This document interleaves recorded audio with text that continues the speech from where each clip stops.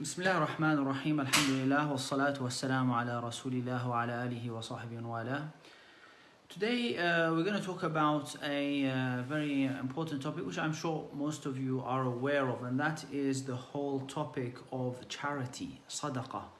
It's one of those other sad, we have sad for Siyam, sad for Salah, and today it's sad for Sadaqah. And I'm just going to walk you through some of the verses which Allah subhanahu wa ta'ala has chosen. There are many verses in the Quran which talk about sadaqah and charity and etc. But if you go to Suratul Baqarah from verses 261 onwards, Allah subhanahu wa ta'ala dedicates these verses to talk about charity and sadaqah and giving.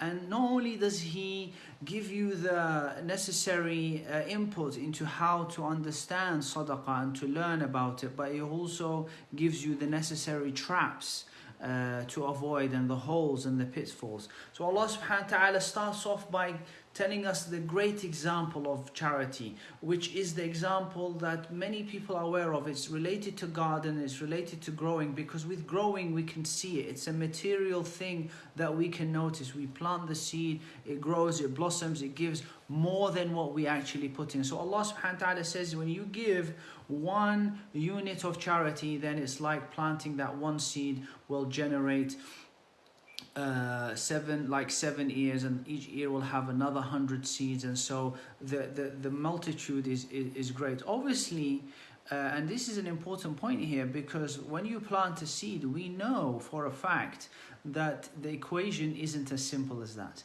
The equation isn't one seed gives you 700 seeds. Sometimes it will give you 700 seeds, very much rare to get exactly 700, but one time you will plant one seed, you will get maybe 100. Sometimes you will plant one, you might get 1,000 or 2,000, and that is the beauty of the charity. And this is the secret in this verse, because what Allah subhanahu wa ta'ala is telling you is that when you plant a seed, it will multiply, no doubt about that. How much it multiplies, there's so many factors: the sincerity, the circumstances, your circumstances, the circumstances of those that you are giving to, the situations that is, the kind of charity, and so on, so forth. And that's why Allah subhanahu wa ta'ala said, He warned us that of the pitfalls in giving charity. And one of those pitfalls is that you give charity, but you follow your charity with some sort of favorism. You remind person about the favor. Oh, okay, take this money, I've been always good for you, haven't I always done this? This is called man. It's like showing people your favor onto them. So that actually will nullify the charity, or any kind of harm. Some people give charity to the beggar.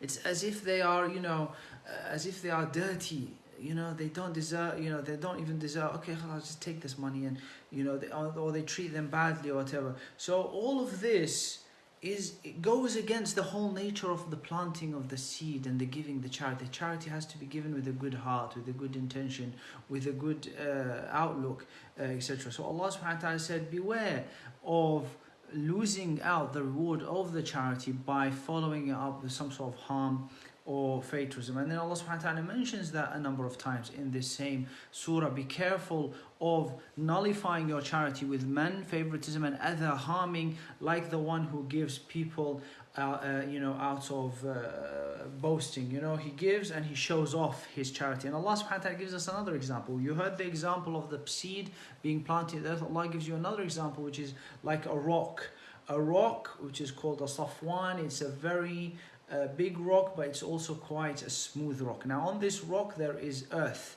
Earth is usually a good material for growing. This is where we grow seeds and plants and trees and so on. But in this case, the basis is not good. The basis is a rock. So that earth, although on the outward it seems, okay, good, there is some land here, there is a potential fertility, but what happens? Comes down the rain on this rock. What is going to happen to all the earth? It's just going to be washed away.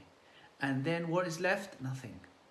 All that potential of goodness that was put there has all gone. So don't nullify your charity in that way, Allah subhanahu wa ta'ala. Whereas in the opposite way, those who do give and they spend and they try to establish their reward with Allah subhanahu wa ta'ala is like an example of a Jannah, a garden which is built on a, it's planted on a higher level. The higher level, it's away from potential dangers like flooding and so on. It's probably a better atmosphere as well, away from the heat of the core of the earth and so on and so forth. This is a good fertile spot, and what happens, a lot of rain falls onto it. In the first example, the lot of rain on the rock just washed it dry and it just became smooth.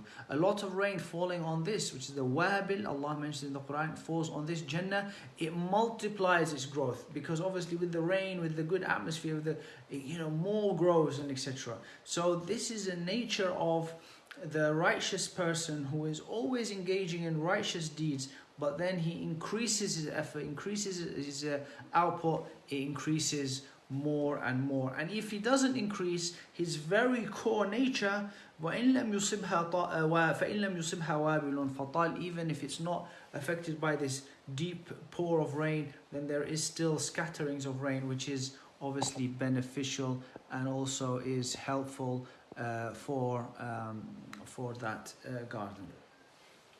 Allah subhanahu wa ta'ala also warns us of a certain danger that might come as well when people give, and that is by falling into giving something which we do not accept or which we don't want.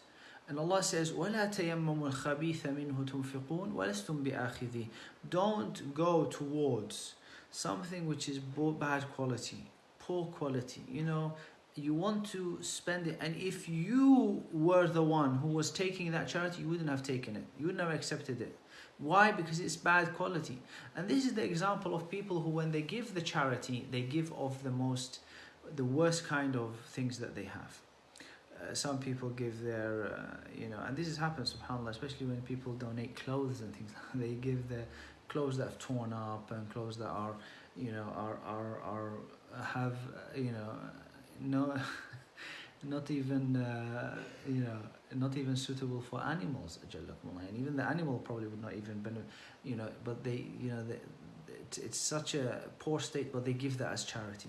Or some people give charity. You have these collection boxes, they take their charity, they literally have worn their clothes, it's all dirty, they just take off their clothes, put them in the bag, and they don't even clean them, they don't wash them, they don't iron the clothes. They're not thinking about the charity, how it's going to be given. And remember, when you give the charity, it is taken by Allah subhanahu wa ta'ala. And that's why in the hadith, Aisha radiallahu anha, when a beggar used to come knocking on her door giving charity, she would give him, before she would give the money, she would put a little bit of perfume on the money to make it, and she would give it to the beggar. And they used to ask her about this, and she said, well, before it falls into the hand of the beggar, of the question, it is falling into the hand of Allah subhanahu wa ta'ala. Allah is taking the charity. So look at how you present your charity. Don't give the worst thing. And that's why in Surah Al-Imran, Allah also talks about لَن تَنَالُوا الْبِرِّ, you will not achieve righteousness حَتَّى تُنْفِقُوا مِمَّا تُحِبُّونَ, until you spend, you give from that which you love. That is the essential. You want to really get the greatness out of your spirituality and achievement, you have to give from what you love, what you really like. Don't give from the things that are just second hand, or things that are used, or things which you don't want anymore, because that is not going to be of benefit. And lastly, Allah subhanahu wa ta'ala reminds us of also one of the pitfalls, which is giving out, being aware of the shaitan. Obviously this is all about spending, it's about giving, it's about being selfless. The shaitan is there wanting to take away your potential for good deeds, to prevent you from getting that reward. So what does the shaitan do? He says, don't give. Beware, if you give now, you might lose your money, you might not have enough money here, you've got things coming ahead of you, there are expenses, there are living, there's this, there's that. So he scares you of poverty. Whereas Allah subhanahu wa ta'ala promises you Jannah, promises you forgiveness when you give and spend and try to attend to the obligations of Allah and the commands of Allah and the recommendations of Allah.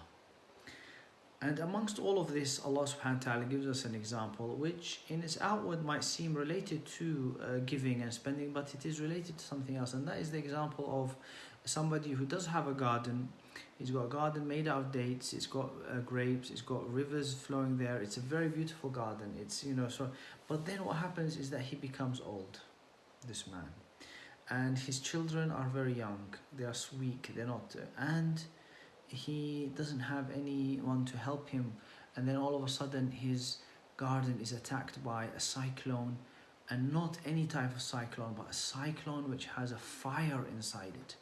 And subhanAllah, this is one of the miracles of the Quran, because this intense cyclone with a fire is one of the most destructive types of cyclone, and it was only recently described, maybe 10 or 20 years ago or 30 years, this kind of cyclone described. It's not been seen very, it's not something that's been documented very much, but Allah subhanahu wa ta'ala describes it in the Quran. Cyclone, inside it there is a fire, and that cyclone is so destructive. So his garden is destroyed, all his good work is destroyed, and they said this is the example of a man who has done so many good deeds during his young life, but when he became old, he changed. He started to do bad things. He didn't maintain that good thing. So all his goodness that he had planted before went to waste. So Allah subhanahu wa ta'ala warns us about this, so that you should beware of changing your good deeds into bad, or changing your status at the end, and therefore losing those kinds of rewards. This has been the topic on Sadaqah, and